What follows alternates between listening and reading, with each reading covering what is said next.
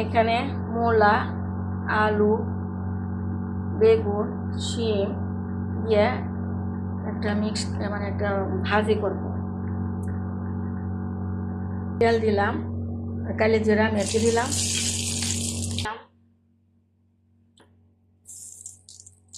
দিয়েছি। বিসমিল্লাহির রহমানির রহিম ঢেলে দিলাম, নাড়াচাড়া করে দিলাম। এখন একটু পানি দিয়েছি, দিয়ে একটু ঢাকনা দিয়ে ঢেকে দিব সিদ্ধ হওয়ার জন্য। কাঁচামরিচ দিলাম, যে ভাজি হয়ে গেছে। ধনিয়া পাতা দিব।